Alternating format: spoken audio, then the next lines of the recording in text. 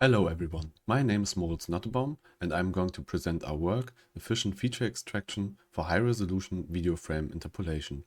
This is a joint work with Stefan Roth and Simone Schaub-Meyer.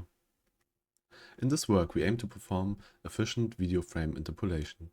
Given two subsequent video frames, the goal is to generate several intermediate frames. Recently, the highest interpolation quality has been achieved with neural networks. Often they consist of a sequence of modules targeted to different steps. The first step extracts a suitable feature representation from the images, from which the motion between the two input frames can be predicted, for example in the form of optical flow. From this, the final intermediate frame can then be estimated in an image synthesis module.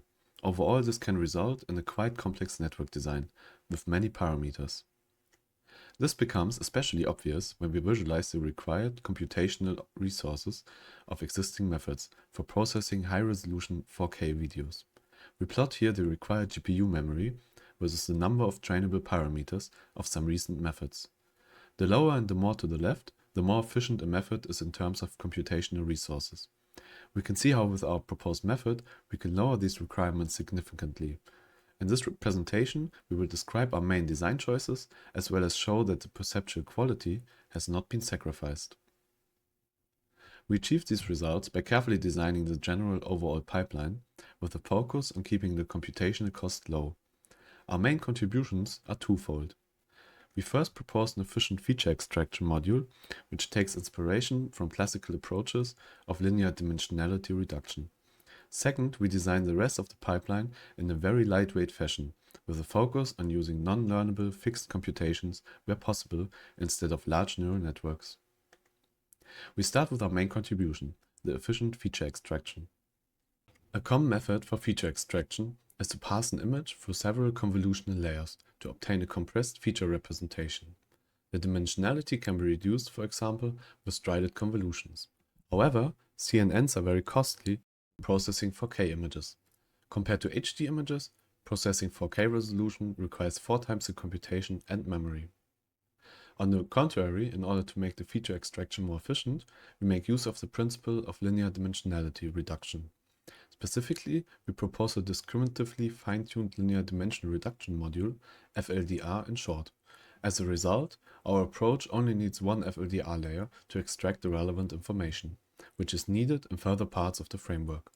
Like any layer in our model, the FLDR is fine-tuned end-to-end. Our fine-tuned dimensionality reduction is inspired by block-based PCA, which we summarize here. For block-based PCA, we divide a frame into different blocks of equal size. Then we compute the PCA representation for that frame, where each block represents a data point. After that, we transform each block with only a limited number of components, namely the largest eigenvectors. The resulting representation is a very efficient image encoding, holding most of the information of the frame with fewer coefficients.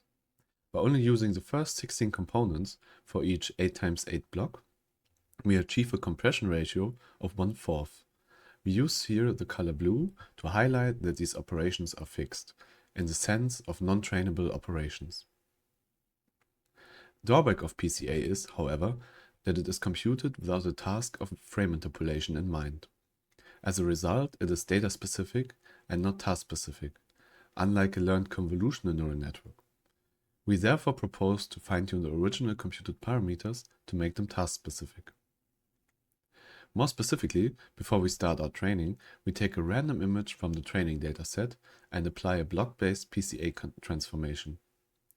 We then use a portion of the eigenvectors and the mean vector to initialize the parameters of the dimensionality reduction layer. After the initialization step, the mean vector and the eigenvectors are treated as trainable parameters, which are optimized for the task of frame interpolation. Next, we describe our motion estimation module.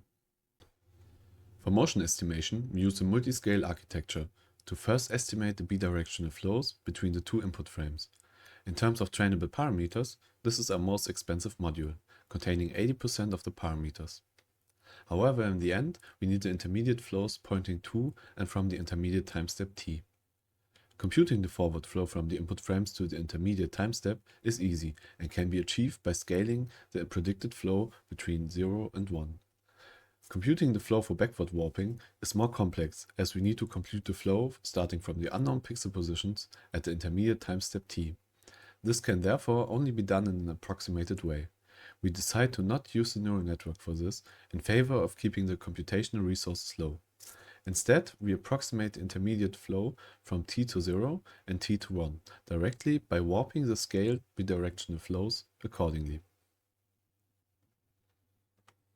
Given our 4 intermediate flow fields, we can warp the input frames to the intermediate time step t to get 4 different candidates of the intermediate image. However, these intermediate images often suffer from different artifacts. Next, we discuss how we can obtain the final interpolated image. A common approach to generate the final image is to either combine the forward warped images or the backward warped images with an occlusion mask and add a residual image to it, which is estimated by a costly synthesis network. However, we observe that the weighted combination of the intermediate warped images and the input images already gives a high-quality interpolated frame. In order to combine 6 images, our occlusion mask is 3-dimensional and normalized with a softmax along this last dimension. The reason for that is that we thereby have a convex combination of pixels for each output pixel. In order to combine these 6 images, we use a lightweight occlusion estimation network, which estimates the weighting factor for each image candidate. To summarize, we are able to significantly reduce the computational costs. To highlight this, our complete pipeline has less than 1 million parameters, even for 4K images. Let us break this down. Our linear projection vectors only have about 1,000 parameters. Our motion estimation, with more than 700,000 parameters, is our largest module. A lean design of the image synthesis module contributes 200,000 further parameters. To evaluate our network, we tested on 4 different datasets of videos at 4K resolution. We visualize here their different characteristics by plotting the different percentiles of motion magnitude between the input frames. Datasets with larger motion magnitude tend to be more difficult. However, X-test contains a lot of camera motion, leading to large dominating flow magnitudes, but of lower complexity. XIF4K and X-test are commonly used datasets for video frame interpolation. However, both only contain a few scenes and test frames with limited variability. We therefore created 2 additional test sets with about 1 order of magnitude more evaluation scenes and frames, as well as moderate motion distribution. Even though the motion is generally lower than for X-test, the quantitative evaluation of the various methods on these 2 new test sets show that they are more challenging. In the following, we show some quantitative comparisons on 2 of the datasets. First, for X-test, the test set which has been introduced alongside the method XVFI and contains a lot of large motion. We achieve state-of-the-art accuracy on X-test among models without pre-trained flow. Our approach also has the lowest memory requirements and the lowest number of trainable parameters among all approaches. When looking at our new test set Inter4KS, which has many more test frames than X-test, we can observe an overall lower performance. Our approach ranks first with a small lead among compared approaches. We even slightly outperform M2M PVC, despite not using any pre-trained flow and requiring half the memory. Let us now look at the importance of the various components in our overall framework. Without fine-tuning the projection vectors of the linear dimensionality reduction, our model performs far worse. The same applies when we only rely on the forward flow. Both changes lead to a considerable drop in PSNR on both test sets. As stated before, we refrain from using a synthesis network, as it is costly in parameters and memory. That said, including a synthesis network only improves the performance on some test sets. Qualitatively, our approach is better at interpolating large object motion in 4K video frames. Both Rive and M2M PVC create more intense ghosting. Here you can see the whole scene from the last slide in motion. We show 8 intermediate frames for 2 input frames. Our interpolation also works well for small objects with small motion, where for example M2M PVC on the top right loses the details in the interpolated frame. Minor and diverse motion is similarly well handled by our approach, as by the more memory-intensive models.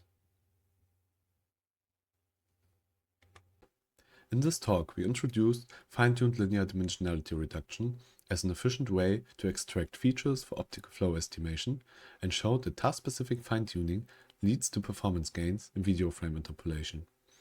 A carefully designed framework is overall lightweight in terms of computational resources, while achieving comparable or even superior performance than more expensive models. The code, pre-trained model, and the used test sets are publicly available on our website. Thank you for following our talk. We hope that you have enjoyed it.